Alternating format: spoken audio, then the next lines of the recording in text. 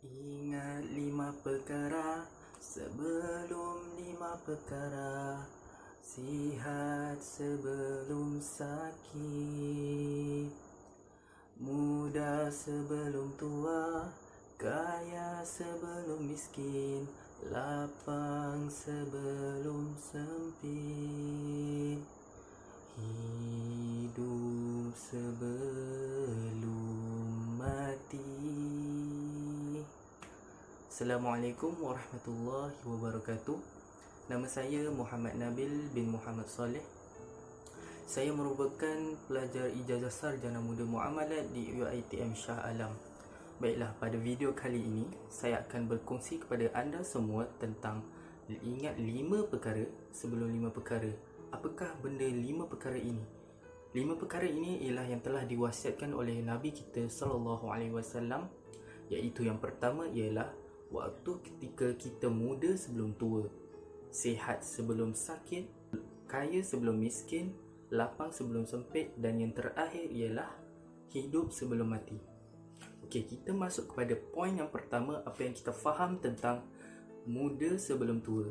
Okey, waktu muda kita ini, kita dipenuhi dengan tenaga, kekuatan untuk kita melakukan amal ibadah. Tapi apabila kita sudah tua, mungkin ibadah kita mula merosot. Daripada kita waktu muda, kita mampu melakukan pelbagai ibadah seperti bersedekah, solat, membaca Al-Quran atau sebagainya. Tapi apabila waktu tua, kesemua ibadah ini kita akan berkurangan dalam setiap kualiti dia.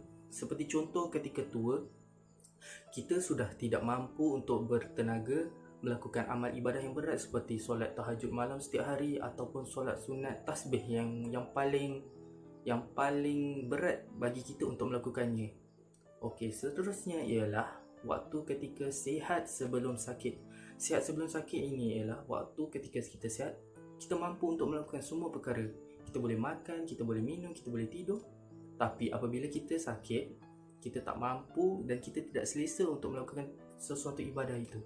Seperti contoh, kalau kita sakit mata, kita nak membaca Al-Quran, kita tak mampu untuk membacanya dengan teliti dan bertajwid, ataupun suara kita tidak boleh dikeluarkan dengan fasih, iaitu dengan taranum, dan mungkin kita akan tersekat-sekat ketika membacanya.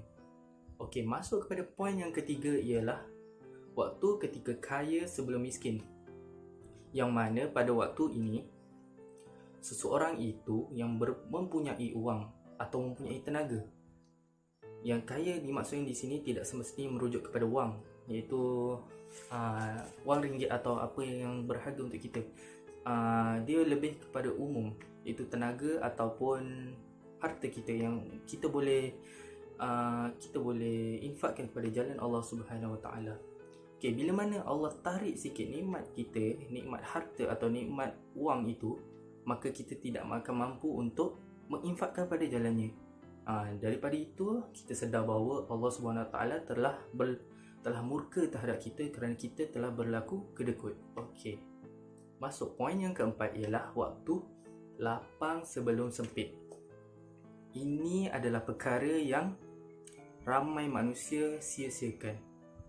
Nabi pernah bersabda dalam hadisnya yang mafhum, nikmatani maghbuna fihi ma kathirun minan nas, as-sihhatu wal faragh. As-sihhah waktu ketika dia sihat, dan wal faragh ialah waktu lapang, ketika mana kita sudah mempunyai waktu lapang tapi kita tidak memanfaatkannya, maka berlakulah kesia-siaan di situ untuk kita melakukan amal ibadah. Ini akan merugikan kita pada hari akhirat kelak. Okey, poin 5 yang terakhir pula ini ialah waktu ketika kita hidup sebelum mati. Ini yang mana ketika hidup kita, jika kita tidak mampu melakukan pelbagai ibadah, sudah tentu ketika waktu kita mati nanti, kita akan disiksa dengan siksaan azab api neraka ataupun siksaan kubur sebelum waktu kiamat berlaku. Na'udzubillah min zalik. Semoga kita dijauhkan daripada perkara tersebut. Sebaik-baiknya kita ketika waktu hidup inilah kita akan beribadah, bersedekah, solat, baca Al-Quran, menuntut ilmu dengan sebaik-baik mungkin untuk kita manfaatkannya di hari akhirat kelak nanti, insya-Allah. Okay, kunci kepada 5 perkara ini iaitu masa. Allah berfirman dalam surah Al-As, wal as, demi masa. Innal insana lafi khusr. Sesungguhnya seseorang manusia itu berada dalam kerugian. Illal ladzina amanu wa amilus solihat, melainkan orang-orang yang beriman yang beramal soleh, wa tawasaw bil haqqi wa tawasaw bis sabr, iaitu mereka yang mengingatkan satu sama lain kepada kebenaran dan mencegah daripada kemungkaran. Sadaqallahul azim, adalah kata-kata Allah yang Maha Agung. Baiklah, kesimpulannya di sini, kelima-lima perkara ini kita perlu jaganya melalui satu kunci, iaitu masa. Jagalah semua perkara ini agar kita mendapat nikmat yang terbaik di syurga Allah kelak, insya-Allah. Wabillahi taufiq wal hidayah. Assalamualaikum warahmatullahi wabarakatuh.